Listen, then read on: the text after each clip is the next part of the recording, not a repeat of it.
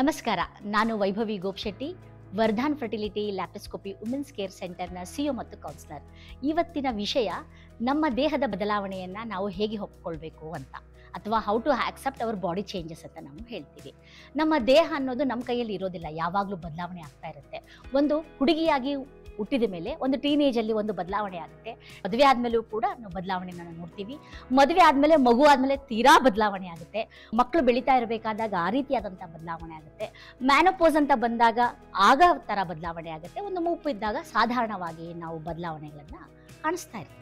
ಇದೆಲ್ಲ ಬಹಳ ಸಹಜವಾದಂತಹ ಬದಲಾವಣೆ, ಇದು ಎಲ್ಲ ಒಪ್ಪಿಕೊಳ್ಳುವಂತಹ ಬದಲಾವಣೆ. ಎಷ್ಟೊಂದು ಹೆಣ್ಣು ಮಕ್ಕಳು ನಾವು ಯೌವನವಾಗಿಯೇ ಕಾಣಿಸ್ತಾ ಇರಬೇಕು ಅಂತ ಬಹಳ ಸತತವಾದಂತಹ ಪ್ರಯತ್ನಗಳನ್ನು ಮಾಡ್ತಾ ಇರ್ತಾರೆ. ನಾನು ಅವರಿಗೆಲ್ಲ ಹೇಳೋದು ಇಷ್ಟೇ, ನಿಮ್ಮ ದೇಹ ನಿಮ್ಮ ಪಾರ್ಟ್ನರ್, ಅದನ್ನು ಗೌರವಪೂರ್ವಕವಾಗಿ ಒಪ್ಪಿಕೊಳ್ಳಬೇಕೇ ವಿನಃ ಅದನ್ನು ಬ್ಲೇಮ್ ಮಾಡಬಾರ್ದು.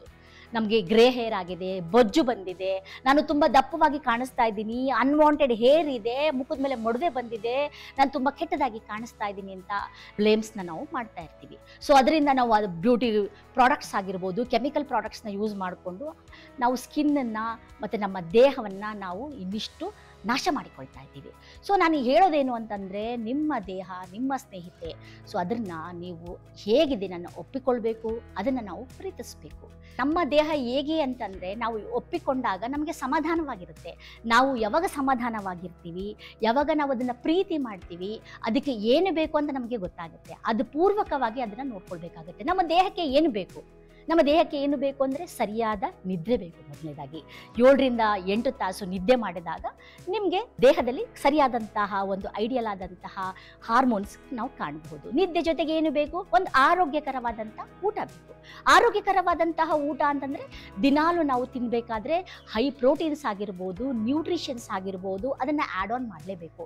ಹೊಟ್ಟೆ ತುಂಬ ಊಟ ಮಾಡೋದು ಇಂಪಾರ್ಟೆಂಟ್ ಅಲ್ಲ, ನಮ್ಗೆ ಬಾಡಿಗೆ ಹೆಲ್ಪ್ ಆಗುವಂತಹ ನ್ಯೂಟ್ರಿಷನ್ಸ್ ಪ್ರೋಟೀನ್ಸ್ನ ಊಟ ಮಾಡೋದು. ಜೊತೆಗೆ ಮತ್ತೆ ನಮಗೆ ಏನು ಬೇಕು, ನಮಗೆ ವ್ಯಾಯಾಮ ಬೇಕು. ವ್ಯಾಯಾಮ ಅಂತಂತಂದರೆ ವಾಕಿಂಗ್ ಆಗಿರ್ಬೋದು, ಯೋಗ ಆಗಿರ್ಬೋದು, ಪ್ರಾಣಾಯಾಮ ಆಗಿರ್ಬೋದು. ಇದರಿಂದ ನಮ್ಮ ದೇಹ ಏನಾಗುತ್ತೆ ಅಂದರೆ ಸ್ವೆಟ್ ಆಗುತ್ತೆ. ಬೆವರು ಬಂದಾಗ ಒಳಗಡೆ ಇರುವಂಥ ಟಾಕ್ಸಿಕ್ ಹೊರಗಡೆ ಬರುತ್ತೆ.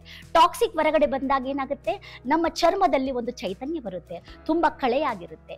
ಮತ್ತೊಂದು ಸಲ ಹೇಳ್ತೀನಿ, ನಿಮ್ಮ ದೇಹ ನಿಮ್ಮ ಸ್ನೇಹಿತೆ. ನಿಮ್ಮ ದೇಹವನ್ನು ನೀವು ಪ್ರೀತಿಸಿ, ನಿಮ್ಮ ಪ್ರತಿಯೊಂದು ಬದಲಾವಣೆ ಇದೆಯಲ್ಲ, ಅದು ನಿಮ್ಮ ಬೆಳವಣಿಗೆಯ ಹೆಜ್ಜೆ ಅಂತ ಹೇಳ್ಬೋದು. ನಿಮ್ಮದಲ್ಲಿ ಆಗುವಂತಹ ಪ್ರತಿಯೊಂದು ಬದಲಾವಣೆ ನಿಮ್ಮ ಬೆಳವಣಿಗೆಗೆ ಒಂದು ಗುರುತು ಅಂತ ಹೇಳ್ಬೋದು. ಅದನ್ನು ಗೌರವಿಸಿ ಮನಪೂರ್ವಕವಾಗಿ ಒಪ್ಪಿಕೊಳ್ಳಿ.